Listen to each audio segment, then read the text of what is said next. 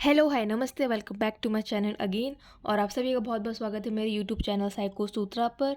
और जैसा आप लोग को लग रहा होगा कि साइकोलॉजी ऑफ मेमोरी पार्ट 1 के बाद मैं साइकोलॉजी ऑफ मेमोरी पार्ट 2 लाने वाली थी, बट उसके बाद वाला टॉपिक यानी कि फॉरगेटिंग वाले की डिमांड इतनी थी कि मुझे ये वाला लेक्चर पहले लाना पड़ा। उसका पार्ट 2 इसके बाद आएगा। पहले वाले वीडियो में साइकोलॉजी ऑफ मेमोरी में हमने टाइप्स पढ़े, मेमोरी होती क्या ही पढ़ी, ठीक है। और 3 4 5 9 में से 5 थ्योरी हम पढ़ चुके हैं, ठीक है। 4 थ्योरी हम इसके नेक्स्ट वाले वीडियो में साइकोलॉजी ऑफ मेमोरी पार्ट 2 में पढ़ेंगे। आज हम पढ़ने जा रहे हैं साइकोलॉजी ऑफ मेमोरी में फॉरगेटिंग, ठीक है। क्या आपको भी भूलने की बीमारी है या आपको भी लगता है कि मुझे तो चीज़ें याद ही नहीं होती, ठीक है, याद कैसे रखें? सो ये लेक्चर आपके लिए है। So without any further delay चलिए स्टार्ट करते हैं। फॉरगेटिंग है क्या, ठीक है। ये देखिए हमने पहले वाला देखा था। ये देखिए हमने जो पहला मॉडल पढ़ा था मल्टी स्टोरी मेमोरी मॉडल, ठीक है, मॉडल। तो उसमें क्या देखा था, सेंसरी में आती है इन्फॉर्मेशन, ठीक है, इनपुट सेंसरी से आती है, फिर हम अगर उस पर अटेंशन देते 30 सेकंड तक तो वो शॉर्ट टर्म मेमोरी में जाती है। अगर सेंसरी में 1 to 3 सेकंड तक, फिर शॉर्ट टर्म में 30 सेकंड तक अगर वो इन्फॉर्मेशन रही तो ही वो लॉन्ग टर्म में जाती है और स्टोर होती है, ठीक है। अगर नहीं होगा तो इन्फॉर्मेशन हम वो लॉस्ट कर देंगे, मतलब फॉरगेटिंग हो जाएगी, हम उस चीज़ को भूल जाएंगे अगर हम हमारे एस्टीम में नहीं जाएगा। इस स्टेज को देखिए कहते हैं फॉरगेटिंग, ठीक है। अब इसका हम थोड़ा डीप में देखते हैं कि इसको कहते क्या है। इसको कहते हैं एनकोडिंग फेलियर, ठीक है, एक थ्योरी है, ठीक है। फॉरगेटिंग में देखिए theory encoding failure, many memory failures result not forgetting information that we once knew but from failing to encode the information into the long term in the first place। अभी मैंने जैसे बताया long term में नहीं गया, short term में ही रह गया, तो हम इंफॉर्मेशन लॉस्ट कर गए, मतलब हमने फॉरगेट कर दी चीज़, हम भूल गए, ठीक है। फॉरगेटिंग अकर हो गई। Even when we notice information we may fail to encode it deeply because is turn our attention to something else, ठीक है। ऐसे भी हो सकता है कि हम एक इन्फॉर्मेशन को जब हम गेन कर रहे हैं और हम अपने एस टी एम में ला रहे हैं, शॉर्ट टर्म मेमोरी में ला रहे हैं, तब तक हम किसी और इन्फॉर्मेशन से या किसी चीज़ से डिस्ट्रैक्ट हो गए और हम वो चीज़ भूल गए, ठीक है। दूसरा है decay of the memory trace. ये क्या होता है? डिके थ्योरी क्या होता है? Decay theory propose that with the time and disuse of long term physical memory trace in the nervous system fades away. जब हम देखिए decay theory soon fail into disfavors because scientists could not locate any physical memory traces nor measure physical decay। ये trace theory मैंने आपको first वाले part में बताया था साइकोलॉजी ऑफ मेमोरी में, कि जब हम इंफॉर्मेशन लाते हैं और वो बहुत समय तक रहता है तो वो कुछ ट्रेसेस के फॉर्म में, कुछ टुकड़े या कह सकते हैं ट्रेसेस की फॉर्म में वो मेमोरी रहती है, लेकिन समय के साथ साथ वो ट्रेसेस फेड होते जाते हैं और मेमोरी हम धीरे धीरे भूलते जाते हैं, मेमोरी का डिके हो जाता है, ठीक है, decay of the memory trace. Unfortunately decay theory prediction the longer the time interval of disuse between learning and recalling the less should be recalled, ठीक है। देखो बहुत समय तक हमने, देखो फॉर एग्जांपल होता है ना कि हम जब 10th बोर्ड में हम ट्रिग्नोमेट्री पूरा रट के पी जाते हैं, ठीक है, पूरा कॉन्सेप्ट, ठीक है, हमको पूरा अच्छे से याद रहता है, लेकिन हमें वो चीज़ आती है और हमने इतने अच्छे से पढ़ा कि वो लॉन्ग टर्म मेमोरी में गई, लेकिन 4-5 साल बाद हमने जो वो अच्छे से याद किया था लॉन्ग टर्म मेमोरी गई है, तो 4-5 साल तक उसका यूज़ ही नहीं आया। उसके बाद अब रिकॉल करेंगे तो वो फेड अवे हो चुकी होगी, ठीक है, याद नहीं आएगी क्योंकि काफ़ी अर्सा होगा, काफ़ी टाइम हो गया, तो वो चीज़ आपको याद नहीं रहेगी, भले ही आपको एक समय पे बहुत ज़्यादा याद थी अच्छे से, ठीक है। Less should be recalled that has been found to be problematic। Some professionals actor display perfect memory for words they had last spoken on stages of 2 years earlier. They, despite having moved on to new acting roles and scripts. Moreover, when research participants learn a list of words or set of visual patterns and are retested at 2 different times, they sometimes recall material during the second testing that they could not remember during the first। This phenomenon is called reminiscence, ठीक है। reminiscence क्या होता है? seems inconsistent with the concept of the memory trace decay over the time। देखो acting और इस वाले जो एरिया है उसमें कैसे समझाया गया है decay of the memory trace को, कि समझ लो हमने कोई स्क्रिप्ट याद की है, ठीक है, पहले फिल्म के लिए हमने जो स्क्रिप्ट याद की थी, जो हमने एक्टिंग की तैयारी की थी, ठीक है, पहला वाला हो गया, फिर आप दूसरे वाले पिक्चर में गए, दूसरा रोल कर रहे हो, आप दूसरा स्क्रिप्ट कर रहे हो। जब आप उसमें अपनी एक्टिंग कर रहे हो तब आपको याद आया कि अच्छा मुझे ये वाली चीज़ अभी जो याद आई है वो मुझे पहले वाली में करनी थी और मैं करना भूल गई या भूल गया, ठीक है, इसको बोलते हैं रेमिनिसेंस, ठीक है। अगली थ्योरी है मेमोरी डिके। डिके मतलब होता है ना खराब हो जाना, ठीक है, मेमोरी का फेडअप हो जाना।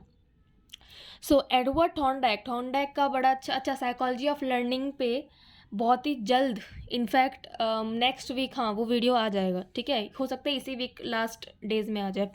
साइकोलॉजी ऑफ लर्निंग बहुत इंपॉर्टेंट है, इंटरेस्टिंग है, देखना, बेनिफिशियल होगा आपके लिए। Edward Thorndike coin the term decay theory in his 1914 book the psychology of learning. Simply put, if a person does not access and use the memory representation they have created, the memory trace will fade and decay over time। वही simple सी बात है जो मैंने पहले समझाया। जब हम use में नहीं लेंगे बार बार उसका, तो वो समय के साथ फेड होता जाएगा, ठीक है, ख़त्म होती जाएगी वो memory. This theory was founded on the late 19th century memory research of the Hermann Ebbinghaus, ठीक है। एबिंगॉस जी ने वो भी दिया था फॉरगेटिंग कर्व मैं अभी बता दूंगी, ठीक है, अगले वाले वीडियो में। Memory decay is the theory of forgetting that proposes that our memories deteriorate or weaken over time। वही बात है, ठीक है, एक ही बात को बार बार बोल रहे हैं। This theory explains the forgetting as a natural pass of the passage of time. देखो समय के साथ नेचुरल है कि इंसान कुछ चीज़ें भूल ही जाता है, तो ये नेचुरल है, ठीक है। According to the decay theory memories are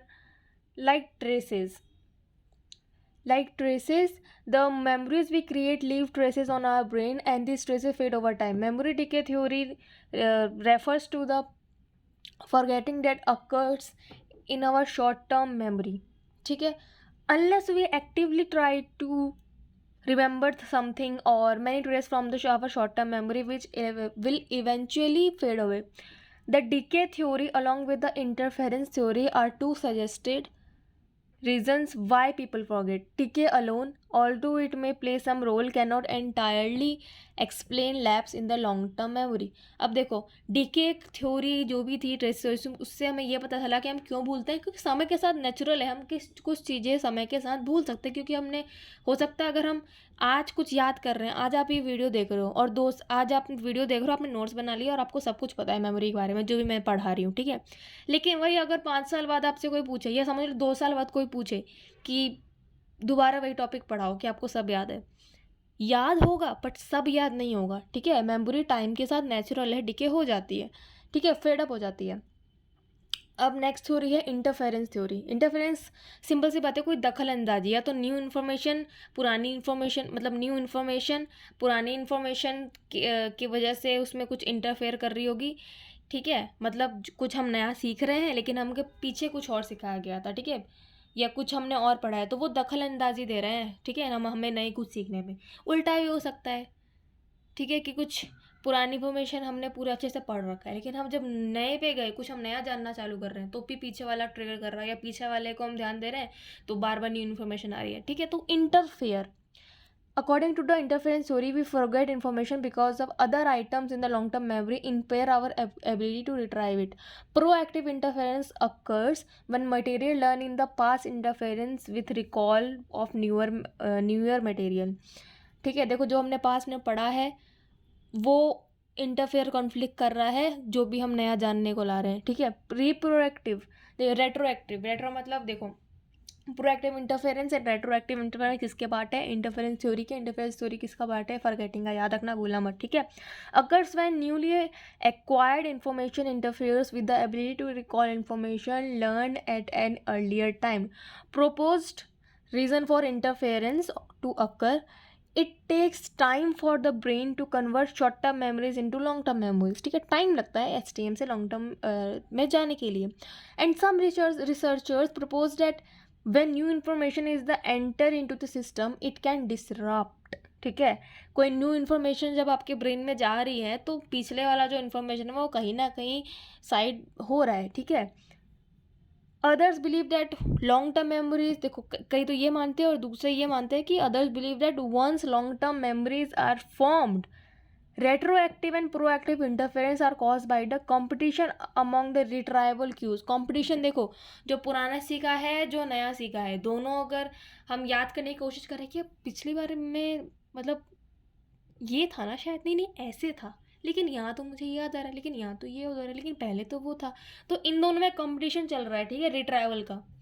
retrieval failure theory, जब हमें कुछ याद है, कई ये एग्ज़ाम में बहुत होता है, ठीक है, एक ही एग्ज़ाम सेंटर से एग्ज़ाम के क्लास के बाहर निकलते हैं, हमें याद आता है कि अरे ये था इसका आंसर, और जब हम लिख रहे होते हैं मतलब कंपटीशन की वजह से या टाइम इशू की वजह से, कुछ ना कुछ के इशू से हम याद नहीं रख पाते हैं, ठीक है, और हमारा रिट्राइवल फेलियर हो जाता है स्ट्रेस और नर्वसनेस की वजह से।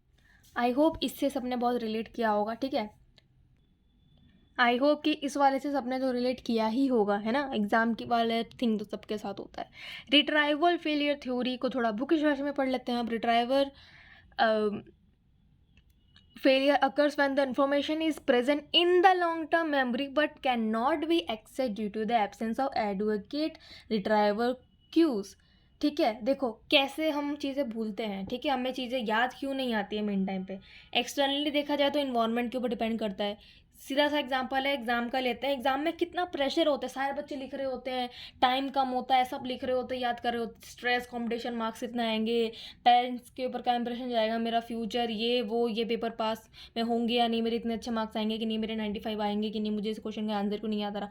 इतना सब कुछ सोचते सोचते हमारा एक्सटर्नल फैक्टर इतना हावी हो जाता है कि हमें चीज़ें याद नहीं आती हैं। याद नहीं आना मतलब रिट्राइवल क्यूज नहीं है और रिट्राइवल फेलियर हो गया, ठीक है, आपको याद नहीं आया। Internally state independent inside of us, ठीक है, इसका मतलब इंटरनल। कि एक्सटर्नली तो सारा प्रेशर है कि टीचर बोल रहा है कि 40 मिनट्स लेफ्ट, 30 मिनट लेफ्ट, फिर 5 मिनट, 5 मिनट बच्चे हैं, बच्चों जल्दी जल्दी करो, कॉपी बांधो, जल्दी करो, ठीक है, कि सब एक्सटर्नल प्रेशर है। इंटरनल, मैं ये कर पाऊंगी कि नहीं, मुझे याद क्यों नहीं आ रहा, मेरा क्या होगा, मेरे पेरेंट्स को मैं क्या बोलूँगी, इतने मार्क्स आएंगे तो मेरा इस कॉलेज में नहीं होगा, ये सब, ठीक है, ठीक है। Context independent memory propose that it is a typically easier to remember something in the same environment in which it was originally encoded, ठीक है। State dependent memory proposes that our ability to retrieve information is a greater when our internal state of the time of retrieval matches the original state of the learning।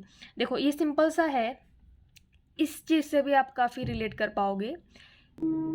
हमने जो घर पे जो answer याद किया था, हम एग्ज़ाम में गए, हमें याद नहीं आया ड्यू टू एक्सटर्नल और इंटरनल, ठीक है, फैक्टर, ठीक है, जो भी है, हमें याद नहीं आया। लेकिन हम जब वही क्वेश्चन पेपर लेके घर पे आए और हमने देखा, और जहाँ पे हमने वो पढ़ाई की थी ना, याद किया था, वहीं पे रह के उसी कमरे में जब हमने देखा तो वह याद आ गया, ठीक है। तो वही इसमें बोला है कि आसानी होती है रिमेंबर करने में, जहाँ आपने जो चीज़ सीखी हो वहीं पर वो चीज़ बताने की, ठीक है।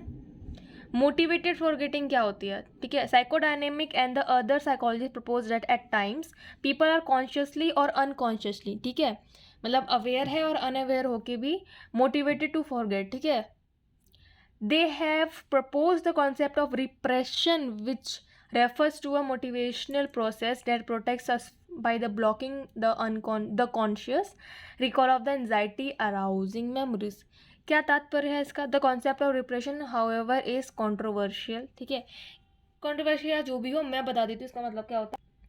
हम इंफॉर्मेशन नॉलेज जो भी गैदर कर रहे होते हैं ना, उसको हम रिप्रेस कर देते हैं, दबा देते हैं, ठीक है, उसको एक मोटिवेशनल प्रोसेस के तरह लेते हुए, ठीक है, क्योंकि वो हमें प्रोटेक्ट करता है। कैसे प्रोटेक्ट करता है? By blocking the conscious is call of anxiety and arousing memories, ठीक है।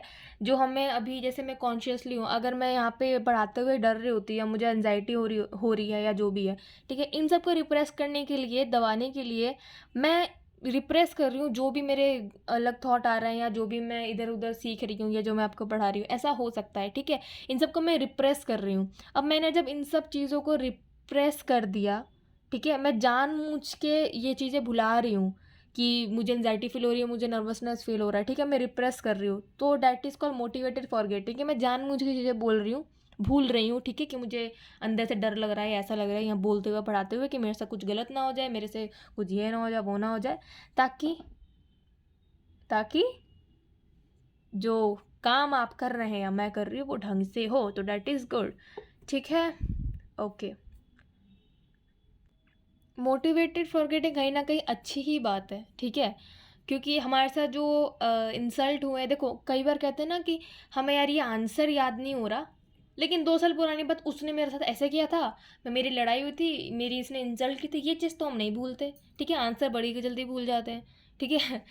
तो ये क्यों होता है आप खुद सोचो, ठीक है? क्योंकि हम उस चीज़ को बार-बार रिकॉल कर रहे हैं, तो रिकॉलिंग इज़ द की, ठीक है? यही कहा है कि अपने इंसल्ट बुरी चीज़ों को रिप्रेस कर दो, भुला दो, तभी आप आगे बढ़ पाओगे, ठीक है? तो बुरी चीज़ों को भुलाना इज़ गुड, ताकि हम आगे बढ़ पाएँ, ठीक है? Forgetting to do things, prospective memories in concern remembering to perform an activity in the future, ठीक है? फॉरगेटिंग टू डू थिंग्स, देखो ये कुछ डिसऑर्डर्स कह सकते हैं, ठीक है? डिजीजेज नहीं है, ठीक है? डिसऑर्डर है amnesia, dementia and Alzheimer. Alzheimer के पेशेंट आपने बहुत सुने होंगे, वैसे इन तीनों का ही नाम सुना होगा। ये क्या है, चलो आज देखते हैं, ठीक है?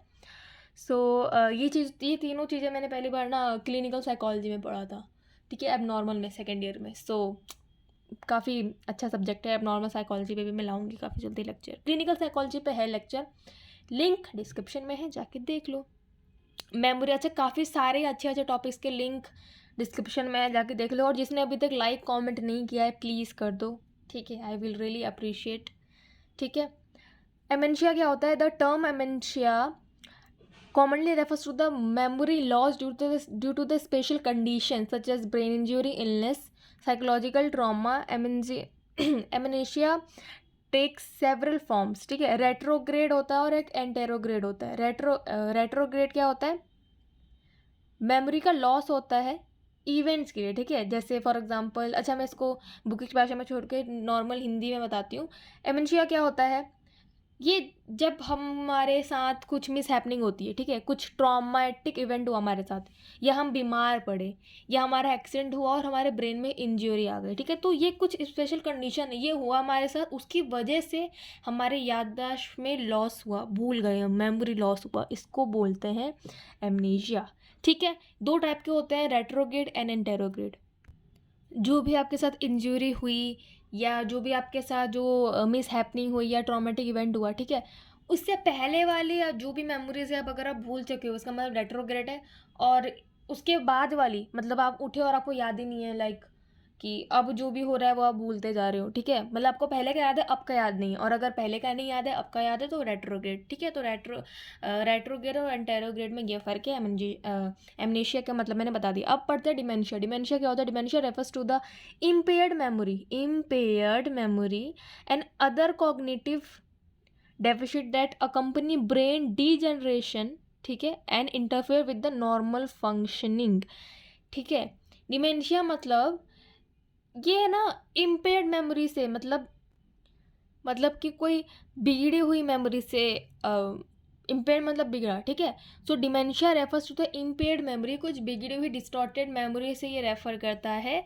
And the other cognitive deficit, कुछ कमी रह गई कॉग्निशन, मतलब समझ लो सिंपल थिंकिंग, ठीक है? That accompany the brain degeneration मतलब बनना, दोबारा बनना, ठीक है?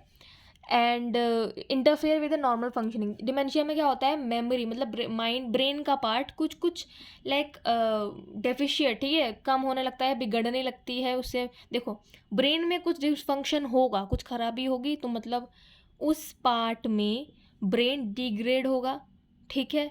उससे हमारी मेमोरी इफेक्ट करती है, मेमोरी बिगड़ती है, तो उसको डिमेंशिया बोलते हैं। और डिमेंशिया होने वाले लोगों को नॉर्मल फंक्शनिंग में भी दिक्कत आती है। नॉर्मल फंक्शन मतलब जो भी हम नॉर्मल चीज़ें करते हैं, सिंपल उसमें भी, ठीक है?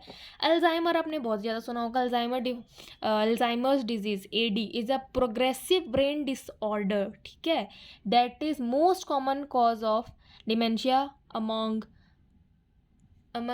Adults over the age of 65, ठीक है? अल्जाइमर आपने देखा होगा, जितने भी मिडिल एज के लोग हैं या ओल्ड एज वाले लोग हैं, उनको अल्जाइमर ज़्यादा होती है, मतलब भूलने की बीमारी, ठीक है? ये बहुत ही कॉमन, ठीक है, कॉमन एंड फेमस भी है, ठीक है? बहुत ही प्रोफाउंड ब्रेन डिसऑर्डर है, और ये डिमेंशिया से ही जन्म लेता है और ज़्यादा बढ़ जाता है, बार बार हम चीज़ें भूलने लगते हैं। कॉमन चीज़ें कि अभी मैं यहाँ आई थी, क्यों आई थी, बहुत ज़्यादा जब होने लग जाए। ये आप कौन है? अचानक से आप अपने बेटे को भूल गए, अचानक से आप कहाँ आए थे भूल गए, आप मार्केट आए थे और अपना घर का रास्ता भूल गए, ठीक है? सो इतना अल्जाइमर वाले पेशेंट्स काफ़ी लाइक बहुत ही ज़्यादा डिफ़िकल्टी फेस करता है, ठीक है, और ज़्यादातर मिडिल एज में होता है, ठीक है, या old age. So that is from my side. And अच्छा, फॉरगेटिंग को हम हटाएं कैसे, भूलने की बीमारी जो हमारे में है उसको हम ठीक कैसे करें। LOCI एक होता है लाइक मेमोराइज अ स्पीच, ठीक है। मतलब धीरे धीरे प्रैक्टिस करो। अगर आपको बहुत ही स्पीच, मतलब देखो इस छोटी छोटी, अगर आपको पूरा स्पीच समझ लो, आपको इंडिया के ऊपर पूरा स्पीच बोलनी है, ठीक है, तो आप अचानक से पूरा ही स्पीच आप लेके बैठ जाओगे, पेपर पे आपने लिख दिया 1-2 पेज और आप याद करने लगोगे, आपको नहीं होगा। धीरे धीरे उसका पूरा मैप रूट वाला तरीका देखो। पहले देखो कि अच्छा ये वाला पार्ट में ना पहले बिगिनिंग है, फिर मिडल एज के बारे में बताया गया है, फिर क्या क्या जुल्म हुए थे, फिर कैसे आज़ाद हुआ, और इंडिया में कैसे फूड है, कल्चर है, कब आज़ाद हुआ, ये सब, ठीक है। वैसे ही इसमें एग्जांपल दे रखा है घर का। अगर आपको घर अच्छे से अपना याद करना है, ये कॉमन प्रैक्टिस है, घर के अंदर का आप नक्शा बनाओ, यहाँ बाथरूम है, यहाँ लिविंग रूम है, यहाँ ये है, यहाँ डाइनिंग है, यहाँ किचन है, यहाँ बाथरूम है, ठीक है। दूसरा है एक्रोनियम्स। मतलब एक्रोनियम्स मतलब क्या होता है, ग्रुप ऑफ वर्ड्स, ठीक है। बड़े वर्ड्स और एसेस को या सेंटेंस को छोटे छोटे टुकड़ों में तोड़ के याद करो, चंकिंग भी बोलते हैं इसको, ठीक है। पहला देखो क्या, जैसे पहला स्टेप में लिखा है ना, आइडेंटिटी, ठीक है, define, explore, action, look back. आपको ये 5 चीज़ें याद करनी है। अब कैसे याद करोगे, ठीक है, आगे वाले वर्ड्स को ले लो, पीछे वाले को छोड़ो, आगे वाले वर्ड्स को ले लो, ठीक है। कुछ भी हो सकता है आप में, ठीक है, जैसे हमने वो पीरियोडिक टेबल याद नहीं करते थे, वैसे ही, ठीक है। तो वैसे इसमें IDAEAL, ठीक है, आपने कुछ इधर रहा कि आपको आइडियल याद रहा, आइडियल एक वर्ड है, आपको याद रहा। जब आप ये लेके चलोगे एग्जाम में कि अच्छा 5 पॉइंट लिखो, 5 पॉइंट आपको याद नहीं आ रहा, अगर आपने आइडियल से याद किया होगा ना तो आपको याद आ जाएगा, अच्छा आई से ये होता है, डी से ये होता है, ई से होता है, ए से ये होता है, और एल से ये होता है, ठीक है। ये काफ़ी अच्छा एक्रोनियम, काफ़ी अच्छी प्रैक्टिस है। राइमिंग, ठीक है, राइमिंग आप ऐसे गाना याद करो, ये भी पीरियोडिक टेबल हमने बहुत किया है, ठीक है। पहले एक्रोनियम याद करते थे और फिर उसका छोटा छोटा मीनिंग बना के हम पूरा उसको राइम और गाने के रूप में याद करते थे और हमें याद रह जाता था, ठीक है, या पोएम के रूप में। फिर है लिंकिंग, लिंक करो। लिंक मतलब देखो फॉर एग्जांपल, ये तो काफ़ी वैसा, अच्छा ये भी आप एग्जांपल ले सकते हो। मैं एक सिंपल एग्जांपल देती हूँ लिंकिंग का, कि अगर आपको याद करना है कि ऑटोमेटिक, ठीक है, ऑटोमेटिकली आपको वर्ड याद करना है, कोई छोटा बच्चा है उसको हम बड़े बड़े है ना वोकैबलरी सिखा रहे हैं, लेकिन उसको ऑटोमेटिकली याद नहीं हो रहा, ठीक है। तो आप ऐसे याद करवाओ कि देखो वर्ड्स को तोड़ो, मतलब एक्रोनियम वाला, ठीक है, ऑटोमेटिकली, ठीक है। फनी भी हो गया, आपने सीख भी लिया, ठीक है। और फॉर एग्जाम्पल असैसिनेशन, असैसिनेशन कैसे करोगे, ठीक है, एसेनीशे, ठीक है, असैसिनेशन, ठीक है, मतलब गधे के ऊपर गधा और इंडिया मतलब नेशन, ठीक है। तो आप इस तरीके से याद कर सकते हो। मेमोराइज आप ऐसे याद कर सकते हो। देखो पहले स्टेप में इसमें क्या बता रहा है कि विजुअल याद करो, कि अच्छा जैसे मुझे रास्ता याद करना होता है ना, तो अपन नहीं बोलते, या कोई अपन को बोलता है कि अच्छा आपको वहाँ जाना है तो आप राइट जाओ, फिर मंदिर आएगा, फिर पीपल का पेड़ आएगा, फिर ये आएगा, और इस मॉल के पीछे, तो आप लिंक कर लेते हो कि अच्छा लेफ्ट मंदिर, पीपल का पेड़, मॉल, ठीक है, लेफ्ट मंदिर, पीपल का पेड़, मॉल। तो आप इस तरह याद कर सकते हो। आप लिंक करते करते अपने रास्ते मतलब अपने डेस्टिनेशन से पहुंच जाते हो, ठीक है। चंकिंग, ठीक है, कि छोटे छोटे बड़ी चीज़ों को आप छोटी छोटी चीज़ों में तोड़ दो, आपको याद हो जाएगा, ठीक है। जैसे असैसिनेशन की स्पेलिंग याद नहीं हो रही थी तो SS, ठीक है, नेशन ऐसे याद कर लो, या ऑटोमेटिकली याद नहीं हो रहा था तो ऑटोमेटिकली ऐसे याद कर लो। बड़ी चीज़ें आपको याद नहीं हो रही, जैसे आपको इक्वेशन याद नहीं हो रही, इक्वेशन को आप 3 भाग में डिवाइड करके याद कर लो, पहले 1 करो, छोटा करो। जैसे आपको नंबर याद नहीं होता तो हम क्या करते हैं, पहला 2 या 3 नंबर लेते हैं, फिर 3 नंबर लेते हैं, फिर 3 नंबर, फिर 1 नंबर, या पहले 4 नंबर याद करते हैं, फिर 4 नंबर याद करते हैं, फिर 4 नंबर।